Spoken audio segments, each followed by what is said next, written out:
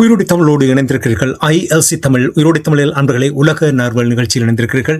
உலக நார்வல் நிகழ்ச்சியில் பிரித்தானியாவிலிருந்து போரியல் ஆய்வாளர் அரூஸ் அவர்கள் இணைகின்றார். வணக்கம் அரசு அவர்களே. வணக்கம் அனைத்துலக உயிரோட தமிழ் உறவுகளுக்கு அன்பு கலந்த வணக்கம். நேற்றைய தினம் உரையாடிய சில மணி நேரத்தில் போர் நிறுத்தம் அறிவிக்கப்பட்டிருக்கின்றது. அமெரிக்காவுக்கும் ஈரானுக்கும் இடையிலான போர் நிறுத்தத்தை உறுதிப்படுத்தி இருக்கின்றது. டொனால்ட் ட்ரம்ப் அவர்கள் பாகிஸ்தான் இந்த போர் நிறுத்தத்தை கொண்டு வருவதற்கு உதவி செய்ததாகவும், போர் நிறுத்தம் தொடர்பாக 10 அம்ச கோரிக்கையோடு இந்த போர் நிறுத்தம் எவ்வாறு சாத்தியமானது என்ற விடயத்தை உயிரோடு தமிழ் உறவுகளோடு பாய்ந்து கொள்வீர்களா? உண்மைதான். என்னென்று சொன்னால், இந்த போர் நிறுத்தத்தை பொறுத்தவரையில் நாங்கள் முதலும் கூறியிருந்தோம். ஏற்கனவே நினைக்கிறேன் கடந்த வாரம் ஈரானின் கோரிக்கைகளுக்கு அமெரிக்கா இறங்கி வர வேண்டிய ஒரு நிலைதான் ஏற்படும் என்று சொல்லி அமெரிக்கா ஈரானின் உட்கட்டுமானங்களை எல்லாம் அழிக்கப் போகிறோம் என்று கூறினாலும் அவர்களால் அது முடியாது. ஏனென்று சொன்னால், ஈரான் பதில் தாக்குதல்கள், 2 பதில் தாக்குதல்கள் ஒரு முக்கிய காரணம். அதை தடுக்கவும் முடியாது இவர்களால். இரண்டாவது என்னென்று சொன்னால், அதாவது இவர்கள் ஒரு பெரிய தடை நடவடிக்கைக்கு மேற்கொண்ட ஒத்திகை தோல்வியடைந்தது.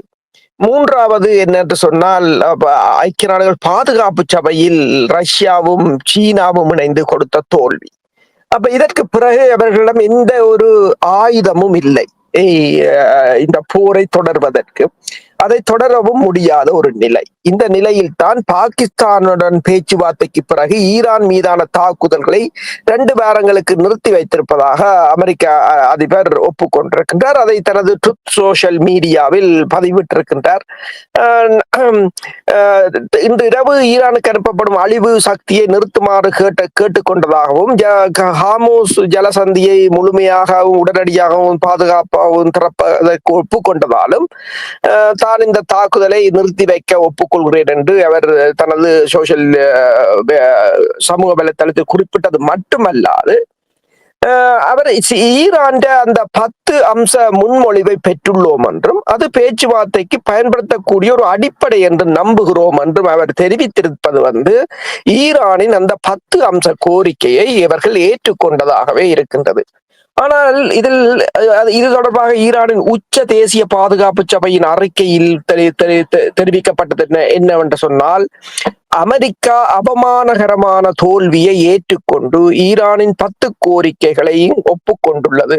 அதுதான் அவர்களுடைய ஒரு வரி சுருக்கம். ஏனென்று சொன்னால், அது அவர்கள் சொல்வது சரி. அதைத்தான் CNN போட்டிருக்கின்றது. இப்போ CNN மீது ட்ரம்பின் அடுத்த போர் ஆரம்பமாயிருக்கின்றது. அதை பிறகு பார்ப்போம். அப்ப அவர்கள் கூறிய 10 அம்ச கோரிக்கைகளில், அதாவது அமெரிக்கா மீண்டும் தாக்குதல் நடத்தக்கூடாது என்றது உறுதிப்பாடு, ஹோர்முஸ் ஜலசந்தி மீதான ஈரானின் கட்டுப்பாட்டை தொடர்வது, யுரேனியம் செறிவூட்டலை அங்கீகரிப்பது, அனைத்து முதன்மையான பிரைமரி சாங்ஷன் எல்லாத்தையும் நிறுத்த வேண்டும், 2ஆம் நிலை சாங்ஷன் எல்லாத்தையும் நிறுத்த வேண்டும். அடுத்தது பாத்தீங்கன்னா சொன்னால், ஐக்கிய நாடுகள் சபையில் அமெரிக்கா கொண்டு வந்த அனைத்து தீர்மானங்களும் நிறுத்தப்பட வேண்டும், இல்லாது செய்யப்பட வேண்டும். சர்வதேச அணுசக்தி, அதாவது IAEA தீர்மானம் அத்தனையும் ரத்து செய்யப்பட வேண்டும். ஈரானுக்கு இழப்புகள் வழங்கப்பட வேண்டும். அமெரிக்க படைகள் அந்த பகுதியிலிருந்து திரும்ப பெற வேண்டும். அனைத்து முனைகளிலும் போரை நிறுத்த வேண்டும். 10 கோரிக்கைகள்.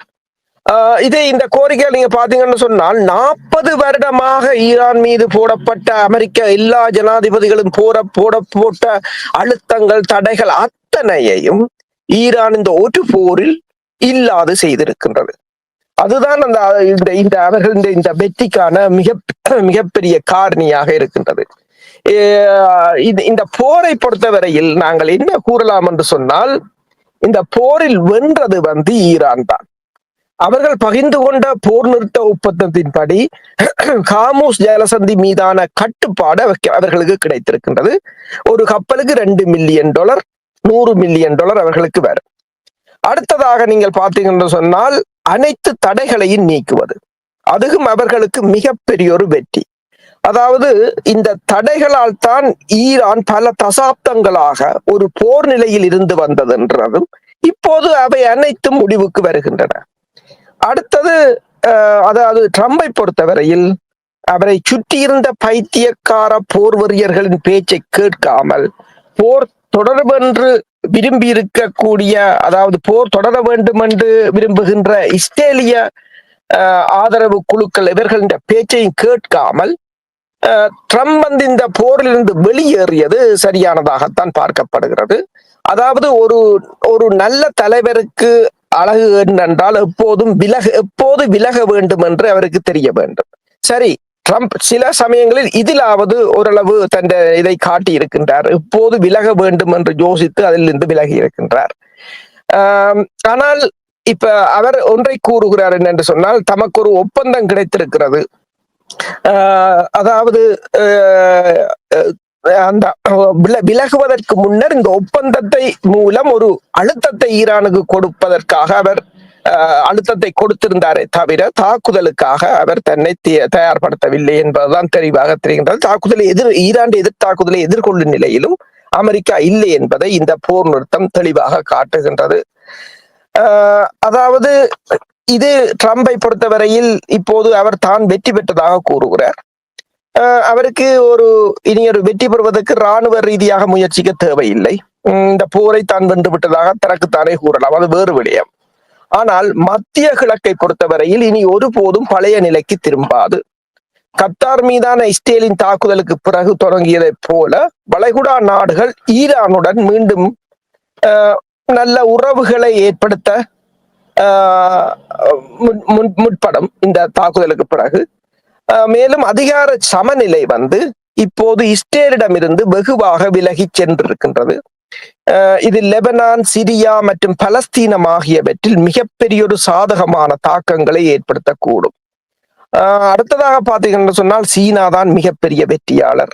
ஏனெனில் ஈரானின் ஹார்மூஸ் நீரிணையை வந்து கட்டுப்படுத்துவதில் சீனா அதை மறைமுகமாக செயற்படுகின்றது. அதாவது ஹார்மூஸ் நீரிணை மீதான ஈரான் கட்டுப்பாடு என்பது அமெரிக்காவுக்கு ஒரு தலைமுறைக்கு மேலான மூலோபாய இழப்பாகும். அமெரிக்கா வந்து ஒரு தலைமுறைக்கு மேலாக மேற்கொண்ட நடவடிக்கைக்கான ஒரு மூலோபாய இழப்பாகும் என்றும் கூறப்படுகின்றது. மேலும் டாலரின் ஆதிக்கத்துக்கும் அது ஒரு ஆபத்தாக மாறும். இதுல வந்து நீங்கள் பார்த்தீர்கள் என்று சொன்னால், இதுல ஹிஸ்புல்லாக்களை பொறுத்தவரையில் மேலும் வலுப்பெறும். அவர்கள் இந்த ஹிஸ்புல்லாக்கள் இதில் மேலும் வலுப்பெறுவதற்குரிய சாத்தியங்கள் இருக்கின்றன. பல 10 ஆண்டுகளில் இல்லாத அளவுக்கு அதிக சக்தி வாய்ந்ததாக அவர்கள் மாறக்கூடும் என்றும் கூறப்படுகின்றது. அரசர்களே, என்னிடம் நிறைய கேள்விகள் இருக்கின்றது. நேரம் இருக்கின்றதோ எனக்கு தெரியவில்லை. ஆனால் நீங்கள் ஓரளவுக்கு எனக்கு பதில் தந்திருக்கின்றால் மகிழ்ச்சியாக இருக்கும். பாருங்கள், இந்த போர் ஆரம்பித்த உடனேயே டொனால்ட் ட்ரம்ப் அவர்களுக்கு நிறைய அழுத்தங்கள் வந்தது. என்னவென்று சொன்னால், இந்த போருக்கு போக வேண்டாம். ஏனென்று சொன்னால், பேஸ்ட் ஆன் த இன்டெலிஜென்ஸ், அதாவது அவர்களுக்கு கிடைத்திருந்த உளவு தகவலின் ஊடாக இந்த போரை வெல்ல முடியாது, எனவே போருக்கு போவது ஆபத்தை ஏற்படுத்தும் என்று எத்தனையோ அவர்களுடைய ஆலோசகர்கள் ஆலோசனை வழங்கினார்கள். உங்களுக்கு நல்ல ஞாபகம் இருக்கும், ஜோ கென்ட் என்பவர், அவருடைய செவியொன்றை பார்த்திருந்தேன். அவ்வளவு காத்திரமாக அந்த செவியில் அவர் அதை அந்த அவுட்லைன் பண்ணும் பொழுது பார்க்க பெரிய ஒரு தத்துவ ஞானி போல் இருந்தது. அவருடைய அந்த அவுட்லைன் பண்ணி அந்த விடயங்களை கூறுவதை அப்படி பலர் கூறினார்கள். உங்களுக்கு தெரியும், ராணுவ அதிகாரிகள் பதவி விலகினார்கள், இதுக்கு போக மாட்டோம் என்று. இவ்வளவு நடந்து கொண்டிருந்த நேரத்தில் இவ்வளவு இழப்புகளையும் ஏற்படுத்தி அமெரிக்காவுக்கு எவ்வளவு இழப்பு என்றதை நீங்கள் ஏற்கனவே கூறியிருக்கீர்கள். இவ்வளவு நடந்து இப்பொழுது இந்த திடீர் மாற்றத்துக்கு என்ன காரணம்? டொனால்ட் ட்ரம்பினுடைய அவரிடம் அறிவில்லை. சரி, நாங்கள் இதுக்கு முதல் பேசியிருக்கிறோம். அவர் ஒரு எஸ்டேட் ஏஜென்ட். அவருக்கு விலை பேசி விலையை குறைக்கிறது கூட்டுறது தான் அவருடைய அனுபவம். ஆனால் அவர் மற்றவர்கள் தங்கி இருக்க வேண்டும். இவ்வளவு காலமும் அவர்களுடைய சொல்லை கேட்காது. இப்பொழுது இந்த நிலை மாற்றத்துக்கு என்ன காரணம்? ஈரான் படம் தான் மிகப்பெரிய காரணம். என்னென்று சொன்னால், இவர்கள் ஒன்று நீங்கள் கூறியது போல ராணுவ அதிகாரிகளின் கருத்தை கேட்காதது மிகப்பெரிய ஒரு காரணம். அடுத்ததாக அவருக்கு தவறாக வழி நடத்தப்பட்ட, தவறாக கொடுக்கப்பட்ட தகவல்கள். உங்களுக்கு தெரியும், ஜேடி வேன்ஸ் வந்து நெத்தன்யாவுடன் எகிரிப்பாய்ந்திருந்தார். அதாவது மொசாட் கூறியதாம் தலைமை பீடத்தை அளித்ததும் உள்ளக கலவரங்களின் ஊடாக ஆட்சியை கவுக்கலாம் என்று. ஆனால் மொசாட்டின்றே பிழைத்து விட்டது என்றதால் அமெரிக்கா கடும் சீற்றம் அடைந்திருந்தது. நீங்க என்னென்று சொன்னால் ஒரு படைத்துறை ஆய்வாளர், அதாவது மேற்குலக ஆய்வாளர் ஒருவர் கூறினார், ஈரான் ஷாஹித் 136 தாக்குதல் விமானங்கள் தான் கடந்த 4 வருடங்களாக ரஷ்யாவில் தாக்குதல் நடத்தி கொண்டிருக்கின்றது உக்ரைன் மீது.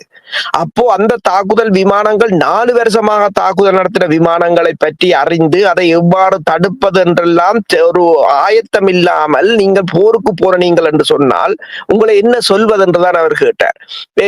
இப்ப அமெரிக்காவின் F-35 கூட அதில் இருக்கின்ற பலவீனத்தை அறிந்து அவர்கள் உடனடியாகவே மாற்று ஏவுகணையை கொண்டு தாக்கிவிட்டார்கள். ஆனால் உங்களால் இதை முற்றுமுழுதாக தடுக்க முடியவில்லை என்றது ஒரு மிகப்பெரிய ஒரு பிரச்சனை. அப்ப இப்ப இதுல என்ன பிரச்சனை என்று சொன்னால், இதில் மிக கடுமையான இதில் பாதிக்கப்பட்டது இஸ்ரேலாகத்தான் இருக்கின்றது. என்னென்று சொன்னால், இஸ்ரேலை பொறுத்தவரையில் இப்போது இஸ்ரேல் தான் இந்த போருக்குரிய காரணம். அதைத்தான் பல ஆய்வாளர்கள் இப்போது கூறுகிறார்கள். இனிமேலும் அமெரிக்கா இஸ்ரேலுக்காக தனது வெளிவிவகார கொள்கைகளில் சமரசம் செய்யக்கூடாது என்று பலர் இப்போது வலியுறுத்தி இருக்கிறார்கள். நீங்கள் கேட்டது போல இந்த போரில் அமெரிக்கா இவ்வளவு தூரம் இறங்கி வந்ததற்குரிய காரணம் ஈரான் போரியல் வியூகம், மற்றது ராஜதந்திர வியூகம். ரஷ்யாவின் முன்னாள் அரசு தலைவர் டிமிட்ரி மெட்வெடேவ் கூறியிருக்கின்றார் ஒன்றை. ஈரான் தனது அணுக்குண்டை பரிசோதனை செய்திருக்கிறது இந்த போர். அவர் கூறியிருக்கிறார், இந்த போர் நிறுத்தம் எவ்வளவு காலம் நீடிக்குமோ, நிரந்தரமாக வருமோ என்று இப்போதைக்கு என்னால் சொல்ல முடியாது. ஆனால் நான் ஒன்றை சொல்ல முடியும், இந்த போரில் ஈரான் தனது அணுக்குண்டை பயன்படுத்தி இருக்கின்றது, பரிசோதித்திருக்கின்றது. அதன் அணுக்குண்டு எது என்று சொன்னால் ஹார்முஸ் நீரிணை தான் ஈரானின் அணுக்குண்டு. அந்த அணுக்குண்டு எப்போதும் குறையாமல் ஈரானிடம் இருக்கும் என்று அவர் கூறியிருக்கின்றார். அதாவது உலகத்தின் பொருளாதாரத்தை ஈரான் ஆட்டம் காண வைத்ததும், மற்றது வளைகுடா நாடுகளின் பொருளாதாரத்தை தாக்கி அளித்ததும், அமெரிக்காவின் இராணுவத்தை, படைத்துறையின் அத்தனை விமானங்களையும், இராணுவத்தையும், வளைகுடாவில் இருந்த அத்தனை தளங்களையும் தாக்கி அளித்ததும் ஈரானை இப்போது எல்லோரும், நாங்கள் நேற்று கூட கதைத்தோம், நியூயார்க் டைம் போட்டிருந்தது, இப்போது 3 மிக பெரும் சக்திகள் இல்லை, 4வது மிக பெரும் சக்தியாக ஈரான் வளர்ந்திருக்கிறது என்றதை நாங்கள் நேற்று கூறியிருந்தோம் இந்த தளத்தில். இன்று அதனை இந்த போர் நிறுத்தம் உறுதிப்படுத்தி இருக்கின்றது. எனக்கு இன்னும் கொஞ்சம் தெளிவு வேண்டும். என்னவென்று சொன்னால், இப்ப நீங்கள் கூறினீர்கள் ஈரானுடைய பலம் தான் காரணம் என்று சொன்னீர்கள் இந்த டொனால்ட் ட்ரம்பினுடைய இந்த முடிவுக்கு. அப்ப யார் இதை குறைத்து மதிப்பிட்டு இருக்கின்றார்கள்? நீங்களே இப்பொழுது கூறினீர்கள், எல்லோரும் அறிந்தபடியும் இஸ்ரேல் தான் இந்த போரை ஆரம்பித்தது. இஸ்ரேல் ஆரம்பித்தது, அதன் பின்னர் அமெரிக்கா அதில் ஈடுபட்டிருந்தார்கள். போரை ஆரம்பிப்பதற்கு முன்னது எவ்வளவு ஈடுபாடோடு இருந்தார்களோ தெரியாது. ஆனால் யாரோ ஒரு தரப்பு குறைத்து மதிப்பிட்டு இருக்கின்றார்கள். அது யார் அந்த தரப்பு குறைத்து மதிப்பிட்டது? நிச்சயமாக இவர்களிடம் நிறைய புலனாய்வு தகவல்கள் இருக்கும். அப்படி என்றால் பரிசோதனை செய்து பார்ப்போம். மற்றது வெனிசுவேலாவில் நடந்த மாதிரியாக நாங்கள் ஈரானையும் அப்படி நாங்கள் ஒரு 2 நாட்களில் முயற்சி செய்து அவர்களை நாங்கள் மண்டியிட வைக்கலாம் என்ற அந்த நோக்கத்தோடு போனார்களா, அல்லது எப்படியான ஒரு முடிவுக்கு வந்ததுக்கு காரணம் என்ன? உண்மையில் இதை குறைத்து மதிப்பிட்டது இஸ்ரேல் தான். இஸ்ரேல் இந்த போரை சில இலக்குகளுடன் தொடங்கியது. ஈரானின் அணுசக்தி திட்டத்தை பலவீனப்படுத்துவது, அதன் ஏவுகணை திறனை முற்றிலும் அழிப்பது, ஒருவேளை ஆட்சியை கவிழ்ப்பது என்பது அவர்களின் இலக்காக இருந்தது. ஆனால் இப்போது இஸ்ரேல் இந்த பேச்சுவார்த்தையில் மேசையில் கூட இஸ்ரேலுக்கு அழைப்பு விடப்படவில்லை என்பது மிகப்பெரிய தோல்வியாகும் என்று கூறப்படுகிறது.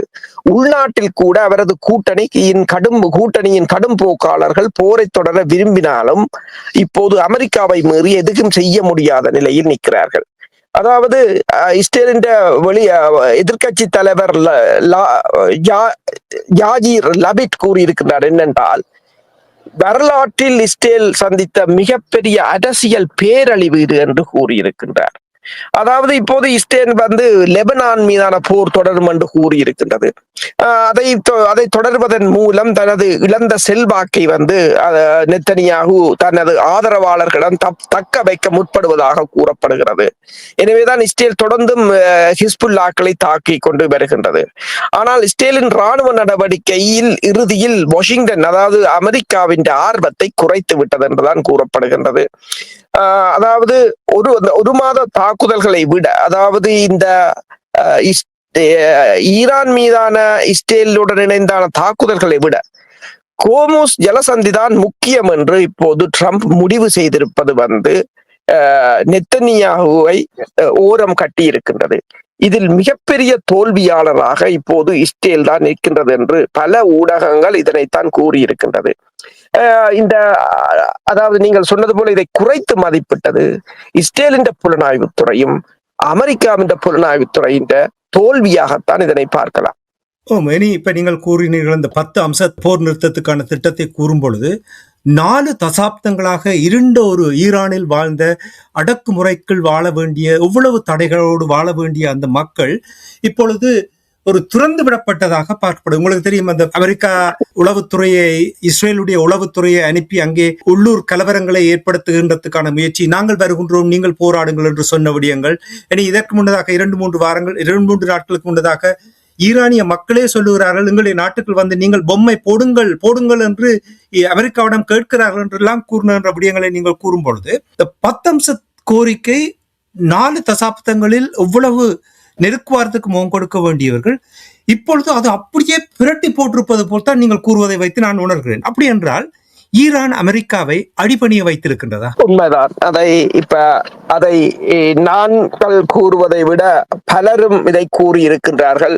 உதாரணமாக நீங்கள் பார்க்கலாம், தனது இராணுவ அணுகுமுறை தனக்கு எதிராகவே திரும்பி விட்டது என்பதை இறுதியாக உணர்ந்து கொண்டதால் அமெரிக்க அதிபர் டொனால்ட் ட்ரம்ப் ஈரானுடன் போர் நிறுத்தத்தை அறிவித்துள்ளார் என இஸ்லாமாபாத்தில் உள்ள வியூக ஆய்வுகள் நிறுவனம் ISSI என்ற ஆப்கானிஸ்தான் அமைப்பு, ஆப்கானிஸ்தான் மற்றும் மத்திய கிழக்கு மற்றும் ஆப்பிரிக்காவுக்கான மையத்தின் இயக்குனர் அமீனா கான் ரஷ்ய டுடேயிடம் தெரிவித்திருக்கின்றார். அதாவது அவர் ஒன்றை கூறியிருக்கின்றார், இரு தரப்பினருக்கும் இடையில் பேச்சுவார்த்தைகளின் எதிர்காலம் குறித்து எச்சரிக்கையான நம்பிக்கையை வெளிப்படுத்திய அந்த பாகிஸ்தானிய அரசியல் ஆய்வாளர் இது ஒரு பலவீனமான செயல்முறை என்றும் ஒரு நீடித்த அமைதியை எட்டுவதற்கு இன்னும் நீண்ட தூரம் செல்ல வேண்டி உள்ளது என்றும் கூறியிருக்கின்றார். ஆனால் மேலும் அவர் இன்னொன்றையும் கூறியிருக்கின்றார், இஸ்ரேலுக்காக அமெரிக்கா இனி தனது வெளியுறவு கொள்கைகளில் சமரசம் செய்து கொள்ளக்கூடாது என்பதையும் அவர் வலியுறுத்தி இருக்கின்றார் தனது கருத்தில். அதே போலதான் நீங்கள் பார்த்தீர்கள் என்று சொன்னால், இந்த ஈரானின் நிபுணரும் MES என்ற அமைப்பின் இயக்குனருமான உதவி பேராசிரியரான சினா அசோடி ஒன்றை கூறியிருக்கின்றார். என்று சொன்னால், பல தசாப்தங்களாக இராணுவ நடவடிக்கைக்கான வாய்ப்பு உள்ளது என்பதே அச்சுறுத்தலாக இருந்தது ஈரானுக்கு. இப்போது ஈரான் அதிலிருந்து தப்பி இருக்கின்றது. அதாவது அமெரிக்கா தனது மிகப்பெரிய அஸ்திரத்தை பயன்படுத்தியது, ஆனால் ஈரான் இன்னும் உறுதியாகவே நிற்கின்றது, சரணடையவில்லை, ஆட்சி மாற்றமும் இல்லை. இப்போது அவர்கள் உலகில் மிக முக்கியமான எரிசக்தி போக்குவரத்து தடை பகுதியில் அமர்ந்திருக்கிறார்கள். ஈரான் தனது ஏவுகணைகளை மீண்டும் உருவாக்கும், அழிக்கப்பட்டவற்றை புனரமைக்கும் மற்றும் வளைகுடா உறவுகளை மீட்டெடுக்க பாடுபடும் என்று அவர் கூறியிருக்கின்றார். அதாவது வளைகுடா நாடுகளுக்கு ஈரானுடன் சமரசம் செய்வதை தவிர வேறு வழி இருக்க போவதில்லை என்பதையும் அவர் கூறியிருக்கின்றார். அதாவது பல தசாப்தங்களாக வாஷிங்டனுடன் வைத்திருந்த செல்வாக்கு இப்போது ஆவியாகிவிட்டது. அதாவது பல தசாப்தங்களாக வாஷிங்டன் இந்த பிராந்தியத்தில் வைத்திருந்த செல்வாக்கும் இந்த போரினால் ஆவியாகிவிட்டது. அடுத்து வரப்போவது அந்த அச்சுறுத்தல் இனி பலிக்காத ஒரு மத்திய கிழக்குத்தான் என்று அவர் கூறியிருக்கின்றார். அதாவது இனிமேல் அமெரிக்காவின் அச்சுறுத்தல் இல்லாத ஒரு மத்திய கிழக்குத்தான் அங்கு உதயமாக போகிறது என்பதைத்தான் அவர் கூறியிருக்கின்றார்.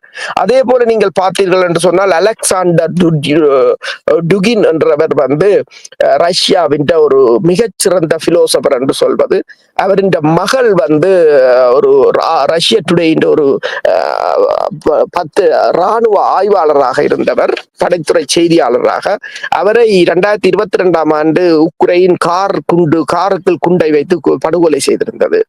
அவர் ஒன்று இப்போது கூறியிருக்கிறார் என்னென்று சொன்னால், இப்போது உண்மையான தோல்வியாளர்கள் யார் இந்த போரில் என்று சொன்னால் வளைகுடா நாடுகளின் முடியாட்சிகள் தான் என்று. அவர்கள் இப்போது அவமானப்படுத்தப்பட்டு கேலி செய்யப்பட்டு பொருளாதார ரீதியாக அழிக்கப்பட்டு அனைவராலும் வெறுக்கப்பட்டு பரிதாபகரமான நிலையில் உள்ளனர் என்று அவர் தெரிவித்திருக்கின்றார். இதே நேரத்தில் அரசவர்களே, இந்த போர் தொடர்பாக டொனால்ட் ட்ரம்ப் அவர்கள் மிகவும் எரிச்சல் ஊட்டும் வகையில், ஆத்திரமூட்டும் வகையில் ஸ்டோன் ஏஜ், அதாவது கற்காலத்துக்கு கொண்டு போவோம் என்று கூறியிருந்தார். கற்காலம் பொற்காலமாக மாறுவதற்கான வாய்ப்பு இருக்கிறதா? உண்மைதான். இப்போது மீண்டும் ட்ரம்ப் ஒரு ட்வீட்டை போட்டிருக்கிறார். என்னென்று சொன்னால், உலக அமைதிக்கு இது ஒரு சிறந்த நாள், இது நடக்க வேண்டும் என ஈரான் விரும்புகிறது, அவர்களுக்கு போதும் என்றாகிவிட்டது. அதே போலவே மற்ற அனைவருக்கும் ஹோர்முஸ் ஜலசந்தியில் போக்குவரத்தை ஒழுங்குபடுத்த அமெரிக்கா உதவும், பல நேர்மறையான நடவடிக்கைகள் எடுக்கப்படும், பெரும் பணம் ஈட்டப்படும். இப்போ அவருக்கு அவங்க வாங்குற காசுல கொஞ்சத்தை எடுக்கிறதான் இப்போ திட்டம். ஈரான் புனரமைப்பு பணிகளை தொடங்கலாம், நாங்கள் எல்லா விதமான பொருட்களையும் சேமித்து வைத்துக் கொண்டு எல்லாம் நல்லபடியாக நடப்பதை உறுதி செய்ய காத்திருக்கிறோம், அது நடக்கும் என்று நான் உறுதியாக நம்புகிறேன். அமெரிக்காவில் நாம் அனுபவிப்பதைப் போலவே மத்திய கிழக்கின் பொற்காலமாக இருக்கும். அதாவது இப்போ அவர் கூறிவிட்டார், முதல் கற்காலம் என்று கூறியவர் இப்போது பொற்காலம் என்று கூறியிருக்கின்றார். இந்த ஈரான் 10 அம்ச கோரிக்கை, அதாவது இவர்கள் கொடுத்த 15 அம்ச கோரிக்கையை ஈரான் ஏற்கவில்லை, ஈரான் கொடுத்த 10 அம்ச கோரிக்கையை தான் இவர்கள் ஏற்றிருக்கிறார்கள். அதுதான் இங்க முக்கியமான ஒரு ஹைலைட். அண்டு இப்ப பாகிஸ்தான் இதுல நீங்க பார்க்கலாம், இப்ப பேச்சுவார்த்தைக்கான நாள் குறிக்கப்பட்டிருக்கிறது. வெள்ளிக்கிழமை 10ஆம் தேதி இதுக்கான பேச்சுவார்த்தை ஆரம்பமாக போறது. அதில் ஈரான் தரப்பில் ஈரான் நாடாளுமன்ற பேச்சாளர் முகமது கலிபாப் அவர்களும் ஈரான் அரசு தலைவர் மசூத் பெசஸ்கியான் அவர்களும் பங்கு பெற்றார்கள் என்று கூறப்படுகிறது.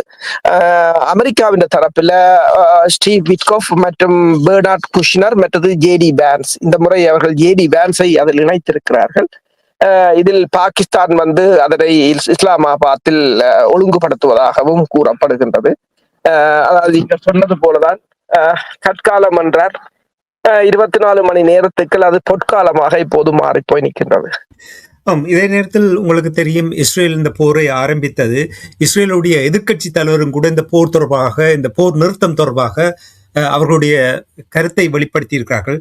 அவர் என்ன கூறினார் என்றதை கூற வேண்டும். அதே நேரத்தில் பெஞ்சமின் நெட்டன்யாவுக்கு பெரிய ஒரு பின்னடைவை ஏற்படுத்துகின்ற ஒரு நேரமாக நீங்கள் வருங்காலம் அமைந்திருக்க போன்று என்று நீங்கள் கருதுகிறீர்களா, அல்லது இந்த போர் நிறுத்தத்தை குழப்புவதற்கான வாய்ப்புகள் காணப்படுகின்றதா? பெஞ்சமின் நெட்டன்யா அவர் போரை ஆரம்பித்தவர், குழப்புவதற்கும் அவருக்கு ஒரு நிமிடம் கூட எடுக்காது. அப்படியான வாய்ப்புகள், சந்தர்ப்பங்கள் இருக்கிறதா? உண்மைதான். என்னென்று சொன்னால், இந்த போரை குழப்புவதற்கு இஸ்ரேல் இப்போது லெபனானை தனது பக்கம் வைத்திருக்கிறது. லெபனானின் அந்த போர் நிறுத்தத்துக்கு லெபனான் உள்ளடங்கப்படாது என்று கூறியிருக்கிறது. ஆனால் பாகிஸ்தான் சொல்லியிருக்கிறது, அந்த போர் உடன்படிக்கையின் அடிப்படையில் எல்லா இடத்திலும் தான் போர் நிறுத்தம் மேற்கொள்ளப்பட வேண்டும் என்று சொல்லி இப்போது பலஸ்தீனத்தின் அதிபர் கூறியிருக்கின்றார், அபாஸ் கூறியிருக்கின்றார், இந்த காசாவும் அதில் இணைத்துக் கொள்ளப்பட வேண்டும் என்று கூறியிருக்கின்றார். அமெரிக்கா சொன்னால் இஸ்ரேல் கேட்க வேண்டியதான். என்னென்றால் இஸ்ரேலை பொறுத்தவரையில் அமெரிக்கா, அதாவது தனக்கென்றொரு கொள்கை இல்லாமல் இன்னொருவரை நம்பி இருப்பவர்கள் தன்னிச்சையாக முடிவெடுக்க முடியாது. போன தடவைகள் 2025ஆம் ஆண்டு 12 போரின் போது கூட அமெரிக்கா உடனடியாக விமானத்தை திருப்பி எடுங்கள் என்றவுடன் எடுத்து விட்டார். ஏனென்று சொன்னால் ஆயுதமாக இருக்கலாம், உதவி பொருட்களாக இருக்கலாம், அமெரிக்காவில் இருந்துதான் வருகின்றது. அதாவது இப்போது இஸ்ரேலில் என்ன கூறுகிறார்கள் என்று சொன்னால், தற்போது போர் நிறுத்தம் அமலில் உள்ள நிலையில் நெத்தனியாகு பெரும் எதிர்ப்பை சந்தித்து வருகிறார் என்று கூறுகிறார்கள். அவரது எதிர்க்கட்சி தலைவர் ஜாஜீர் லபிட் பகிரங்கமாகவே அவரை சாடி வருவதாக கூறப்படுகிறது. அவர் கூறியது என்னவென்று சொன்னால், நாம் வரலாற்றில் இது போன்ற ஒரு அரசியல் பேரழிவு இதற்கு முன்னர் ஒருபோது நமது வரலாற்றில இது போன்ற ஒரு மிகப்பெரிய ஒரு அரசியல் பேரழிவு இதற்கு முன் ஒருபோது நிகழ்ந்ததில்லை. நமது தேசிய பாதுகாப்பின் மையமான விஷயங்கள் தொடர்பான முடிவுகள் எடுக்கப்பட்ட போது இஸ்ரேல் அந்த விவாத மேசையில் கூட பங்கேற்கவில்லை என்று கூறுகிறார். என்னென்று சொன்னால், இந்த பேச்சுவார்த்தையில் கூட இஸ்ரேலுக்கு அங்கு ஒரு இடம் இல்லை. அமெரிக்காவும் ஈரானும் தான் பேசுமே வழிய பாகிஸ்தான் கூட அதில் இருக்குமே தவிர இவர்களுக்கு ஒரு இடம் இல்லை என்று தான் அவர்கள் கூற இருக்கின்றார். நெத்தனியாகு அரசியல் ரீதியாகவும் வியூக ரீதியாகவும் இருக்கின்றார். மேலும் அவர் தானே நிர்ணயித்த இலக்குகளில் ஒன்றை கூட அடையவில்லை என்றும், நெத்தனியாகு ஏற்படுத்திய அரசியல் மற்றும் வியூக ரீதியான சேதங்களை சரி செய்ய நமக்கு பல ஆண்டுகள் செல்லும் என்றும் அவர் இப்போது கூறியிருக்கின்றார். என்னென்று சொன்னால் இதுதான் அந்த பிரச்சனை. இவர்கள் அதாவது இஸ்ரேலை பொறுத்தவரையில் இப்போது அதாவது இந்த முன்னர் அந்த போருக்கு முன்னர் இருந்த நிலையை விட மிக மோசமான நிலையை அடைந்திருக்கிறார்கள். நீங்கள் பாருங்கள், 40 ஆண்டு காலமாக போடப்பட்ட தடைகள், அதாவது ஐக்கிய நாடுகள் சபையின் அணுசக்தி பிரிவு இந்த யுரேனியம் செறிவாக்களை இதுவரை கண்காணித்துக் கொண்டு வந்தது. இப்போது அது கூட இல்லை என்று சொல்லப்படுகிறது. அதுவும் அந்த அந்த அந்த ஐநா உடன்பாடும் நீக்கப்பட வேண்டும் என்று ஈரான் சொல்லி இருக்கின்றது. அதை அப்படியே ஏற்றுக்கொண்டிருக்கிறார்கள். இவர்களுக்கு வேறு வழி இல்லை. அதுதான் அந்த பிரச்சனை. இல்லை என்று சொன்னால் அணுக்குண்டு தான் பாவிக்கணும். அது பாவிக்க முடியாது. அதை பாவிப்பதாலும் எந்தவித பிரயோசனமும் இல்லை என்றதை ட்ரம்ப் நன்றாக உணர்ந்திருக்கின்றார். நீங்கள் கேட்டது போல இஸ்ரேலை பொறுத்தவரையில் இப்ப இஸ்ரேலிய மக்களை நாங்கள் இங்கு குறை கூறவில்லை. ஆட்சியாளர்கள் தங்கள் ஆட்சியை தக்க வைப்பதற்கும், இப்ப இலங்கையில் இவ்வாறு ஆட்சியாளர்கள் மாறி மாறி வந்த ஆட்சியாளர்கள் சிங்களவர்களை காடையர்களாக்கி ஒரு இனப்படுகொலையை முன்னெடுத்தார்களோ அதே போன்ற ஒரு நிலை இது மாற வேண்டும். அதுதான் எல்லோரும் கூறுகிறார்கள். இந்த போர், இந்த முடிவு இனி மத்திய கிழக்கு புதிய ஒரு மத்திய கிழக்காக மாறும். இஸ்ரேலின் செல்வாக்கு இனிமேல் மத்திய கிழக்கில் இருக்காது என்றுதான் கூறுகிறார்கள். புதிய ஒரு மத்திய கிழக்கு நாடாக காணப்படும் என்று நீங்கள் கூறும்பொழுது அது தொடர்பாக கேள்விகள் இருக்கின்றது. அதை பார்ப்பதற்கு முன்னதாக இன்னும் ஒரு கேள்வி இருக்கிறது என்னவென்றால், இப்ப நீங்கள் ஈரான் தொடர்பாக கூறும்பொழுது அவர்களுடைய பலமான நிலைப்பாட்டை வெளிப்படுத்துகின்ற பொழுது, இந்த போர் நடந்து கொண்டிருந்த பொழுது உங்களுக்கு ஞாபகம் இருக்கு, நல்ல ஞாபகம் இருக்கும், மார்க்கோ ரூபியோ அவர்கள் கூறினார், பாருங்கள் ஈரான் இவ்வளவு தடைகள் போட்டும் அவர்கள் வெளியிலிருந்து ஒன்றும் கொண்டு போக முடியாமல் இருந்தே இவ்வளவு ஏவுகணைகளையும் இவ்வளவு பலமான ஆயுதங்களையும் தயாரித்திருக்கிறார்கள் என்றால், அப்ப சிந்தித்து பாருங்கள், எப்படி அவர்களை தடை இல்லாமல் இருந்திருந்தால் எப்படி அவர்கள் இப்பொழுதெல்லாம் அணு ஆயுதத்தை தயாரித்து வைத்திருப்பார்கள் என்று. இந்த கருத்துக்களுக்கெல்லாம் என்ன நடந்து விட்டது இப்பொழுது?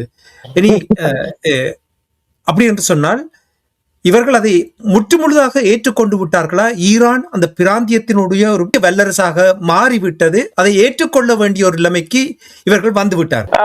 உண்மைதான். என்னென்று சொன்னால் இப்ப வடகொரியாவை இவர்கள் எவ்வாறு ஏற்றுக்கொண்டிருக்கிறார்கள்? வடகொரியா பலமாக இல்லாது விட்டால் இப்போவும் வடகொரியா மீதும் இவ்வளவு தடைகள் இருந்திருக்கும், அடிப்பார்கள், எல்லாம் செய்வார்கள். இப்போது வடகொரியா மீது கையே வைப்பதில்லை. ஏன் என்று சொன்னால் பலமாக இருப்பதா. அந்த பலத்தை அந்த மக்கள் கொடுத்திருக்கிறார்கள். உண்மையில் நேற்று நீங்கள் ஈரானில் பார்த்தீங்கன்னு சொன்னால் மிகப்பெரிய ஒரு கொண்டாட்டமாக பெற்றுமளவான மில்லியன் கணக்கான மக்கள் தெருவெங்கும் ஈரானிய கொடிகளுடன் அது அந்த வளைகுடா நாட்டையே அவர்கள் வென்றெடுத்திருக்கிறார்கள். வளைகுடா பிரதேசத்தையே அவர்கள் பிராந்தியத்தையே வென்றெடுத்திருக்கிறார்கள். அவர்கள் ஒரு பிராந்திய வல்லரசு, இனி மறக்க முடியாத ஒரு பிராந்திய வல்லரசாக இந்த போரின் மூலம் வந்திருக்கிறார்கள். இப்பவும் நீங்கள் பார்க்கலாம், ஒரு போர் தான் பல இடங்களில் பெரிய பெரிய பெரிய பெரிய மாற்றங்களை ஏற்படுத்தி இருக்கின்றது. நீங்கள் சொன்னது போல அவர்கள் அதாவது ஈரான் அதை தயாரிக்கும் இதை தயாரிக்கும் என்று கூறினார்கள். ஏன்னா நேற்று கூட மார்க்கோ ரூபியோ கூறியிருந்தார், ஈரான் பொது மக்கள் இந்த கப்பலை தாக்குவது அதன் மூலம் அனைத்து உலக விதிகளையும் மீறுகின்றது, அதை நாங்கள் ஏற்றுக்கொள்ள முடியாது. நீங்கள் எந்த விதிகளை மதித்திருக்கிறீர்கள் என்றதை சொன்னா பரவாயில்லை. அவர்கள் எந்த விதிகளையும் அவர்கள் மதித்தது கிடையாது. ஆனால் அவர்கள் அப்படித்தான் பேசுவார்கள். அவர்கள் அப்படித்தான் பேசுவார். அமெரிக்காவில் இருந்து எனது நண்பர் கூறினார், அங்குள்ள மக்களுக்கும் அவர்கள் சொல்வதைத்தான் அப்படியே நம்புகிறார்கள். அதாவது பேர்லின் சுவர், அதாவது ஜெர்மன் தலைநகர் பேர்லினுக்கு ரஷ்ய படைகள் வரும் வரையிலும் எவ்வாறு பொய்யை அந்த மக்களுக்கு கூறிக்கொண்டிருந்ததோ ஜெர்மனி, அதே போன்றுதான் அங்கும் பொய்யலை கூறிக்கொண்டிருக்கிறார்கள். ஆனால் அந்த மக்கள் அதிலிருந்து வெளிவர வேண்டும். அதே நிலைமைதான் இஸ்ரேலிலும் இருந்தது. எல்லாவற்றையும் இந்த போர் உண்மையில் மாற்றி அமைத்திருக்கின்றது. இதில் ஒன்றை நீங்கள் பார்க்கலாம்.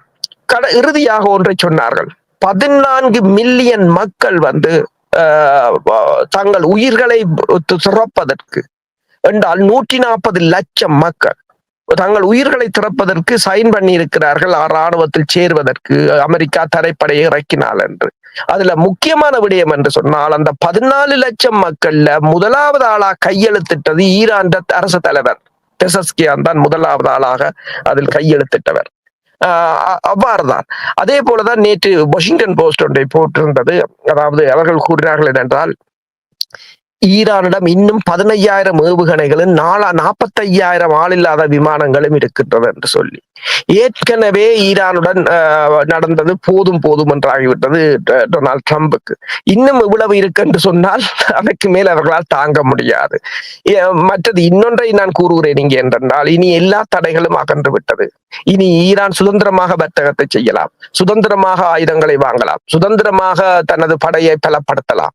அதாவது ஒரு இழப்புக்கு பிறகுதான் அதற்கு மீள் கட்டுமானம் மிக விரைவாக எழும்பும் என்று கூறுவார்கள்.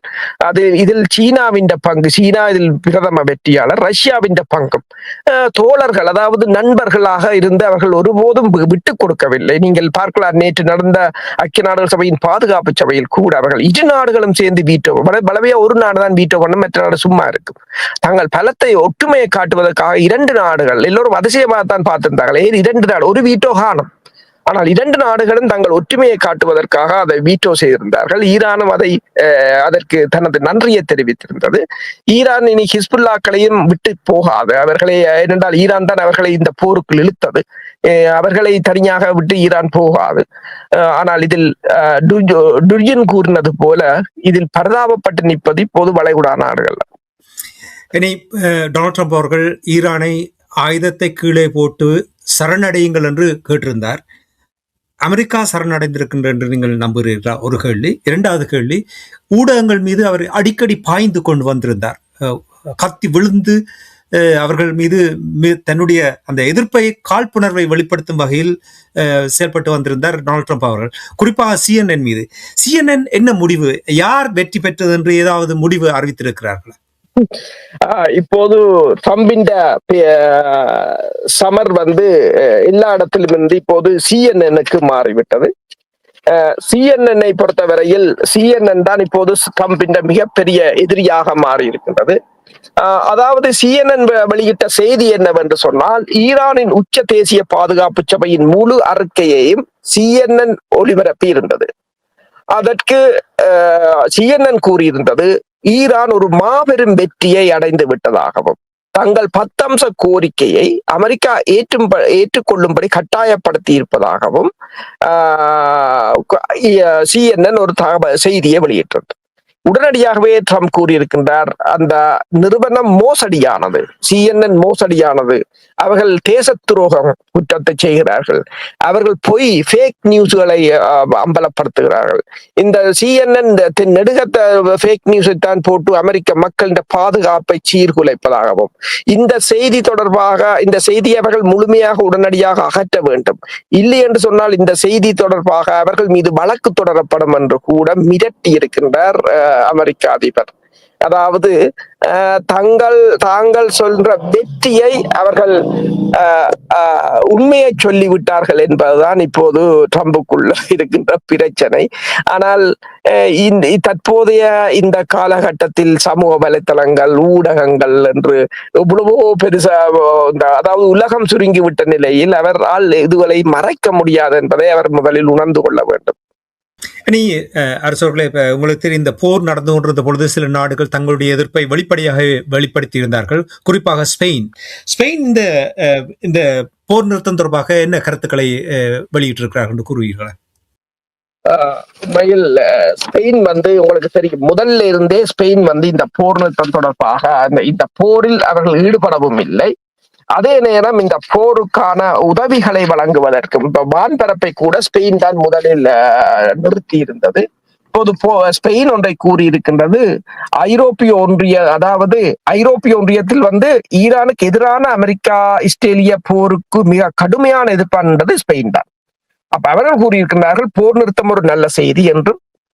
ஆனால் என்று கூறியிருக்கின்றார் ஸ்பெயின் பிரதமர் பெட்ரோ சான்சஸ். ஆனால் இன்னொன்றை கூறியிருக்கின்றார், இது தற்காலிக நிவாரணம், குலத்தை நிவாரணம் தான். ஆனா குழப்பத்தையும் அழிவையும் இழந்த உயிர்களையும் இந்த நிவாரணம் மறக்க செய்யாது என்று கூறியிருக்கின்றார். நாங்கள் இந்த அதில் இழந்துவிட்ட உயிர்களையோ அவர்கள் மேற்கொண்ட அழிவையோ நாங்கள் ஒருபோதும் மறக்க முடியாது என்று கூறியிருக்கின்றார். அதாவது உலகத்தை தீக்கிரையாக்குவோம் என்று பகிரங்கமாக கூறுபவர்களை ஸ்பெயின் அரசு ஒருபோதும் பாராட்டாது என்று தெரிவித்திருக்கின்றார். இதே நேரத்தில் அரசர்களே, இஸ்லாமாபாத்தில் இருக்கின்ற திங்க் டேங்க் ஒன்று இந்த இந்த போர் நிறுத்தம் தொடர்பாக, போர் தொடர்பாக தங்களுடைய ஒரு கருத்தை ஆய்வை ஒன்று வெளியிட்டிருக்கிறார்கள். அது தொடர்பாக எங்களுடைய உறவுகளுக்கு கூறுவீர். தனது அதாவது இஸ்லாமாபாத்தில் இருக்கின்ற வியூக ஆய்வுகள் நிறுவனம் ISSI என்ற அமைப்பு, அது ஆப்கானிஸ்தான், மத்திய கிழக்கு மற்றும் ஆப்பிரிக்காவன மையத்தின் இயக்குனரான அதன் அமினா கான் ரஷ்ய டுடேயிடம் தெரிவித்தது என்னவென்று சொன்னால், தனது இராணுவ அடக்குமுறை தனக்கு எதிராகவே திரும்பிவிட்டது என்பதை இறுதியாக அமெரிக்கா உணர்ந்து கொண்டிருக்கின்றது. எனவேதான் அவர் போர் நிறுத்தத்தை அறிவித்திருக்கின்றார்.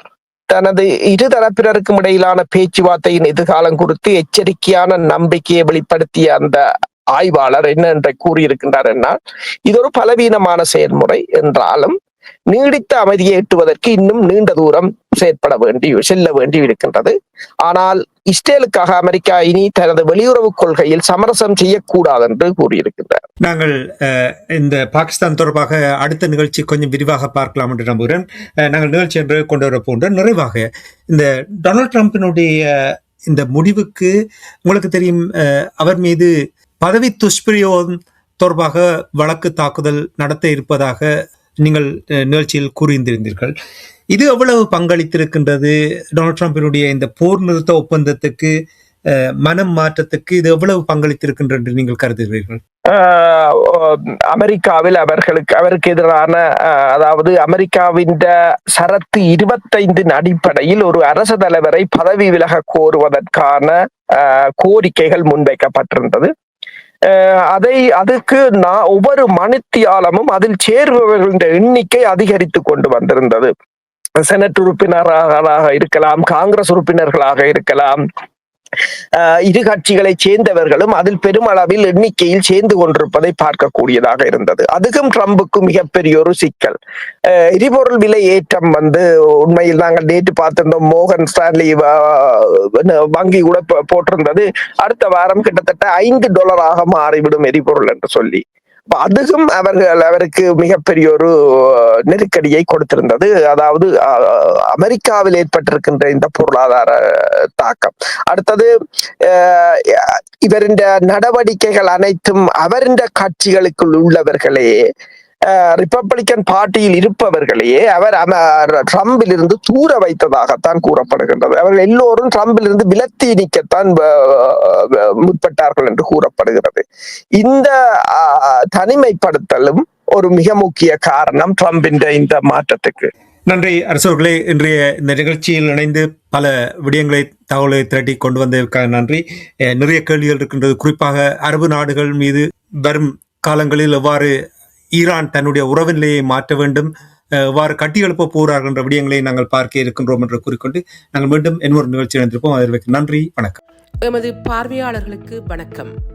மக்களின் குரலாய் ஓங்கி ஒலிக்கும் இலக்கு மின்னிதழ் மற்றும் உயிரோடை தமிழ் வானொலி ஆகிய இவ்விரு ஊடகங்களும் உங்களை போன்ற எமது நேயர்கள், நண்பர்களின் ஆதரவிலேயே இயங்கி வருகின்றன.